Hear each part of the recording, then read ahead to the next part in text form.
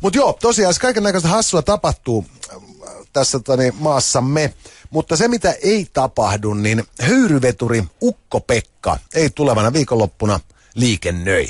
Mikäs tähän on syynä? Tämä Ukko-Pekkahan on siis vuonna 1948 valmistunut tämmöinen höyryveturi, joka on sitten harrastajavoimin fiksattu ja yhtiöitetty ja ajelee tämmöisiä huviajeluita ihmisille, jotka tykkää ajella vanhana ja junilla. Kuulostaa kivalle, joo. Joo, mutta nyt liikenteen turvallisuusvirasto Trafi on määrännyt tälle Ukko-Pekka-yhtiölle liikennöintikiellon.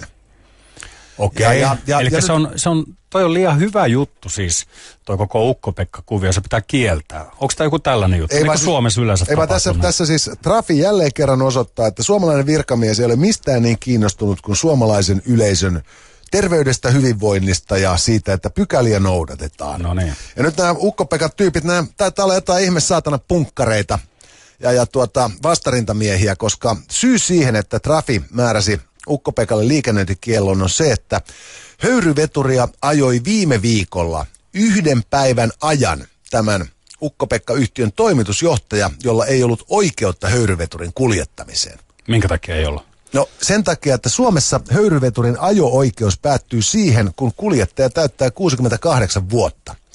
Ja tämä yhtiön toimitusjohtaja, joka siis on vastannut kaikkien yhtiön Ukko-Pekan kuljettajien kouluttamisesta, on 69-vuotias.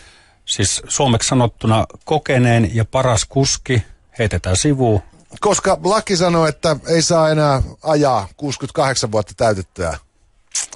Kyllä. Siis kyllä nyt Trafi, todella siis näin veronmaksajana haluan kiittää teitä siitä, että käytätte virkamiesten työtunteja, arvovaltaa ja oikeutta puuttua asioihin näin jämerästi tapauksessa, joka epäilemättä, jos olisi saanut jatkua, olisi johtanut laillisen yhteiskuntajärjestyksen romahtamiseen, mahdollisesti johtanut jopa siihen, että VR näillä omilla junavuoroillaan alkaisi jatkuvasti myöhästelemään, pendolinot hajoaisivat pakkasessa tai kesähelteillä ja ylipäätään siis suomalainen liikenneinfra murtuisi. Kyllä.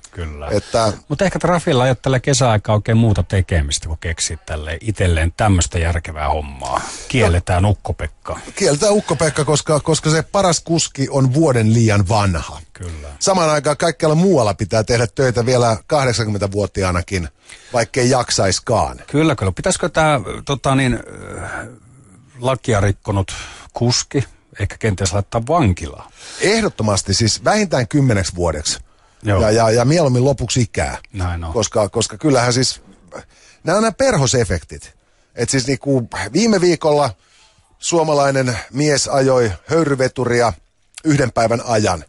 Ja mitä tapahtui siis Turkissa sotilasvallankaappausylitys, Nitsassa terrorismipläjäyksiä, tänään on pelastettu sitten jo 3200 pakolaista Välimereltä. Siis jos se kaveri on saanut viikon, niin luultavasti maapallo olisi suostunut aurinkoon. Jone ja kesäpojat. Radio Rock.